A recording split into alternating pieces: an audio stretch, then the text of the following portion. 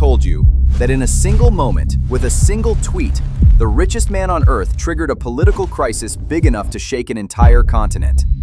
What if I told you this isn't about a fine, or a law, or even a company? It's about something far more dangerous. A war over who controls what you are allowed to see. One side is a billionaire who believes he's fighting for freedom. The other is the most powerful regulator in the world. And somewhere in the middle is the future of the internet itself. This is the story behind the $140 million tweet that pushed Europe to the edge and forced Elon Musk into the biggest gamble of his career. Today, the Commission has issued a fine of €120 million to X for breaching the Digital Services Act. This is the first ever fine under the DSA. On December 6th, Elon Musk pressed send on a single tweet and instantly turned a routine business fine into a war over what you are allowed to see. He didn't apologize. He didn't negotiate. He didn't even pretend to care. Instead, he challenged the political foundation of an entire continent. This is the real story behind the $140 million tweet that could decide the future of free speech, digital power, and the global internet. It started with a fine.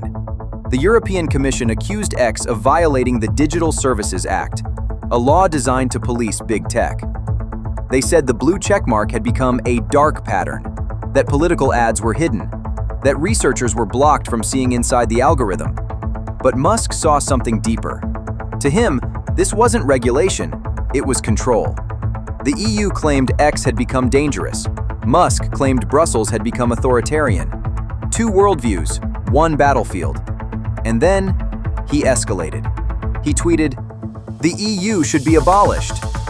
Suddenly, this wasn't about a fine. It wasn't even about X. It was about sovereignty, identity, national freedom.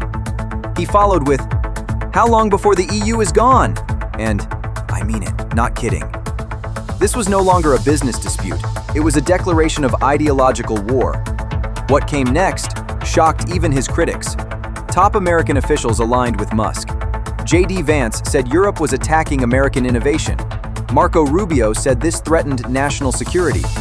The FCC chair called Brussels Orwellian. This wasn't X versus EU, this was USA versus EU. The world's most powerful nation stepping in to shield a billionaire against another government. Two alliances forming, two visions of the internet colliding. So what happens if Musk refuses to pay? The EU has what insiders call the nuclear option. Daily fines, legal escalation, and then the final step. Europe goes dark. X is blocked across the continent. 100 million users, gone overnight. App stores forced to remove X.